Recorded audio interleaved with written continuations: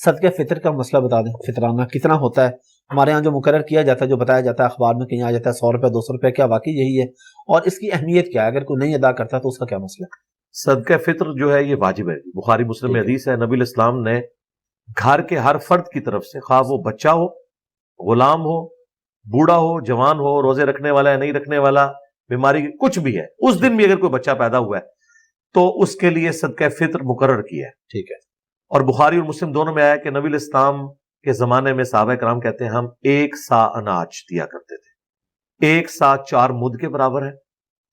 یہ آج کی ڈیٹ میں ایگزیکٹلی جو کیلکولیشن اس وقت سعودی عرب کی ہے، ہمارے اسٹوڈنٹس ہیں مدینہ یونیورسٹی میں، انہوں نے باقاعدہ وہاں سے ہمیں اس مد اور سا کی پکچرز بھیجی ہیں، اس پیمانے کی.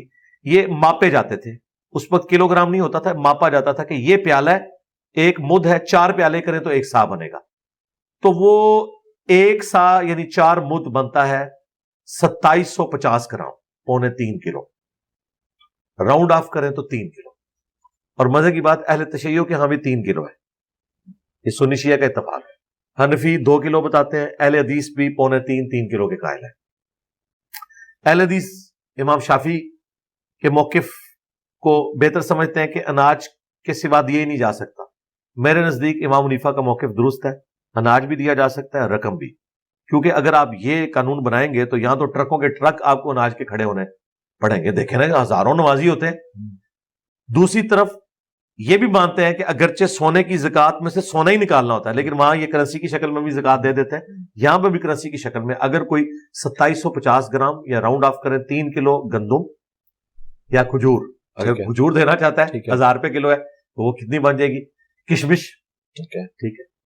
یہ ساری اناج کی جو فارمز ہیں وہ 3 کلو اس کے ایکویلنٹ آپ رقم دیں ہر انڈیویجول کی طرف سے. ٹھیک ہے. اور یہ ہر بندے کی طرف سے دینا ہے، خواہ وہ روزے رکھتا ہے یا نہیں رکھتا، پورے گھر کی طرف سے دینا ہے.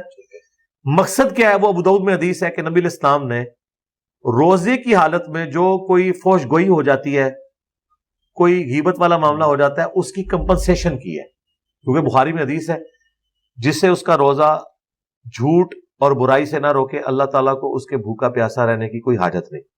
فرض ادا ہو جائے گا، یہ نہیں کہ فرض نہیں ادا ہوگا، اس کی روحانیت مر جائے گی. اس روحانیت کو زندہ کرنے کے لیے یا اسے وینٹیلیٹر پہ ڈالنے کے لیے یا اسے آکسیجن دینے کے لیے صدقہ فطر، ابو داؤد میں آیا کہ اس سے وہ غلطیاں معاف ہو جائیں گی اور مساکین کا بھلا ہو جائے گا، نبی علیہ السلام نے فرمایا. لیکن یہ صدقہ فطر آپ نے عید کی نماز سے پہلے ادا کرنا ہے. بعد میں ادا کریں گے تو عام صدقہ ہوگا. لہٰذا یہ روزوں کی قبولیت کے لیے شرط ہے کہ صدقہ فطر آپ نے دینا ہے.